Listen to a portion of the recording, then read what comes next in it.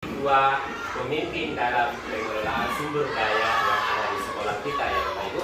Nah, pertama sekali saya perkenalkan dulu fasilitas kami ya Bapak Ibu ya. Pertama di sini ada Ibu Nur Hayani ya, kemudian ada Ibu pengajar praktiknya Rina Yudida Nurdina ya, dan saya sendiri tersangka sipilnya. Kemudian hari ini kita akan mengadakan sosialisasi di sini dengan mengidentifikasi aset ataupun modal yang ada di sekolah kita ini Bapak Ibu. Kekuatan-kekuatan yang ada di sekolah kita ini, serta bagaimana kita memanfaatkannya nanti Bapak Ibu ya. Jadi kita buat nanti identifikasinya apa saja itu semua yang ada di sini ya, kekuatannya. Nah, selanjutnya inilah Bapak Ibu tujuan pembelajaran kami ya. Tujuan pembelajarannya yaitu mengidentifikasi secara kolaboratif bersama warga sekolah. Nah, ternyata warga sekolahnya sudah ada di sini, ada muridnya, guru, wali murid, dan kepala sekolah dan Bapak Ibu ya. Nah, kemudian kita pertama sekali Bapak Ibu sebelum kita masuk ke dalam pembelajaran kita, maksudnya untuk mengidentifikasi aset tadi, kita perlu sekali mengetahui ekosistem yang ada di sini dulu. Sekolah sebagai ekosistemnya. Ada ekosistem adalah tata interaksi di antara makhluk hidup dan unsur yang tidak hidup. Sudah kita ketahui ya Bapak Ibu ya. Kemudian ekosistem mencirikan suatu pola hubungan ya yang saling menunjang di sebuah lingkungan tertentu. Dan ekosistem itu ada dua, faktor biotik dan abiotik ya.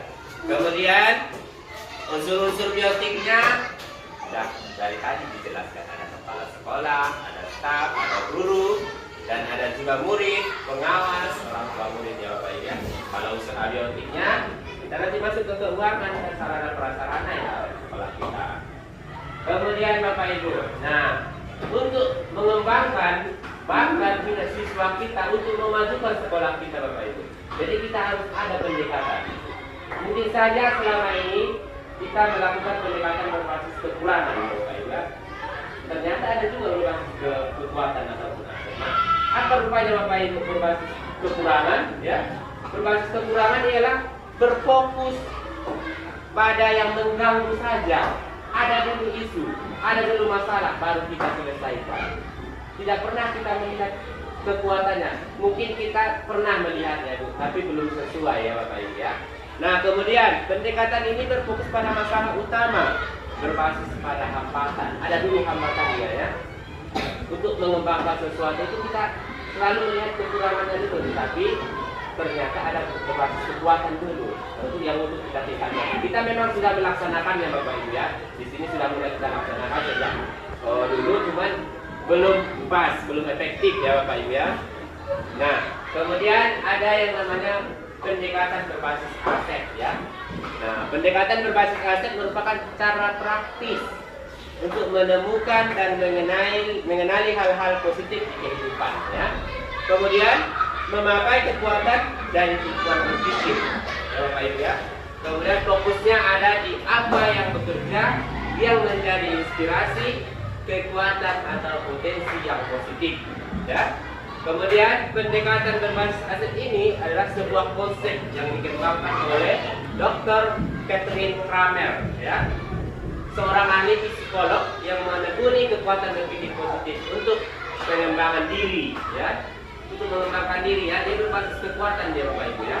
Nah, kemudian pendekatan ini merupakan cara praktis untuk menemukan dan mengenali hal-hal yang positif dalam kehidupan ya. Dengan menggunakan kekuatan sebagai tumpuan berpikir, kita diajak untuk memusatkan perhatian pada apa yang bekerja, yang menjadi inspirasi, yang menjadi kekuatan ataupun potensi yang positif. Jadi Bapak Ibu, pendekatan berbasis kekuatan tadi itu lebih banyaknya ke negatif ya Bapak Ibu. Tetapi kalau kekuatan tadi lebih banyaknya ke positif. Jadi harapan saya Bapak Ibu, setelah sosialisasi ini nanti kita semakin meningkatkan pendekatan kita secara melalui kekuatan tadi Bapak Ibu. Kita sudah melaksanakannya beberapa tahun belakangan ini Bapak Ibu. Kita harus lebih tingkatkan lagi Bapak Ibu ya. Kemudian ini tadi pendekatan berbasis aset digerakkan semua anggota komunitas. Setelah menerapkan pendekatan aset, sekolah memiliki beberapa karakter. Inilah salah satu tujuannya Bapak Ibu. Yang pertama, titik awal perubahan ada di perubahan pola pikir kita harus bisa diubah. Ya, kita tadi berdasarkan aset tadi ya Bapak Ibu kan. Ini saya contohnya sementara. Nah, ini perbedaannya. Kalau perbedaannya Bapak Ibu di sini ada kekurangan lalu keterangan isi, ya. Di aset pada kekuatan, berarti kemampuan diri ya, kelebihan ya Bapak Ibu. Nah, salah satunya ini ada juga mengidentifikasi kebutuhan dan kekurangan, selalu bertanya apa yang kurang. Tidak pernah bertanya ada apa yang ada, apa kekuatan kita, apa kelebihan kita Bapak Ibu ya. Ternyata kalau di sini berpikir tentang kesuksesan yang telah diraih. Berarti contoh ya Bapak Ibu ya, kesuksesan yang sudah dilaksanakan.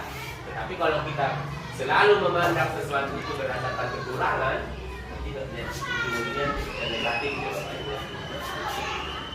Itulah tadi tentang pendekatan. Nah, kita di dalam mengembangkan peserta didik kita ataupun warga-warga sekolah kita ini, di sekolah kita itu ada 7 modal ya Bapak Ibu kan. 7 modal kita untuk mengembangkan ini ya.